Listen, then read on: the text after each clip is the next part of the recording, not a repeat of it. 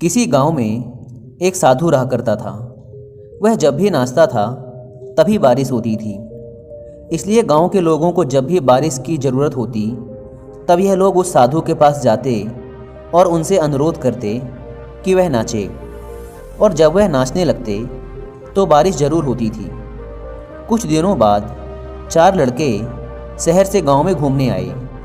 जब उन्हें यह बात पता चली कि किसी साधु के नाचने से बारिश होती है तो उन्हें यकीन नहीं हुआ।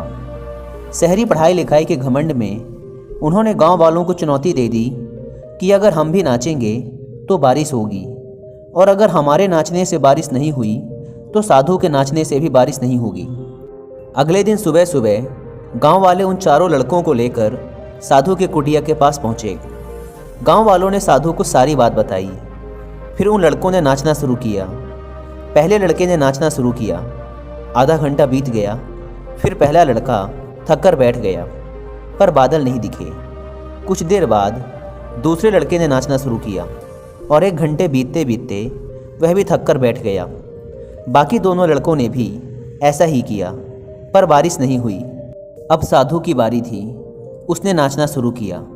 1 घंटा बीत गया, पर बारिश नहीं हुई। साधु फिर भी नहीं रुका, वह नाचता ही रहा। नाचते नाचते 2 घंटे बीत गए, पर बारिश नहीं हुई। 4 घंटे बीत गए, पर बारिश नहीं हुई। लेकिन साधु तो रुकने का नाम ही नहीं ले रहा था। धीरे धीरे शाम ढलने लगी कि तभी बादलों की गड़गड़ाहट सुनाई दी, और थोड़ी देर बाद जोरों की बारिश होने लगी। यह देखकर चारों लड़के दंग रह गए और तुरंत साधु से क्षमा मांगी। फिर चारों लड़कों ने साधु से पूछा, बाबा, भला ऐसा क्यों कि हमारे नाचने से बारिश नहीं हुई और आपके नाचने से बारिश हो गई? साधु ने उत्तर दिया, जब मैं नाचता हूँ तो 2 बातों का ध्यान रखता हूँ। पहली बात तो मैं यह सोचता हूँ कि अगर मैं नाचूंगा तो बारिश को होना ही पड़ेगा, और दूसरी यह कि मैं तब तक नाचूंगा जब तक कि बारिश ना हो जाए। सफलता पाने वाले में भी यही गुण विद्यमान होता है। वे जिस काम को भी करते हैं उसमें उन्हें सफल होने का पूरा भरोसा होता है, और वह तब तक उस काम को करते हैं जब तक कि उसमें सफल ना हो जाएं।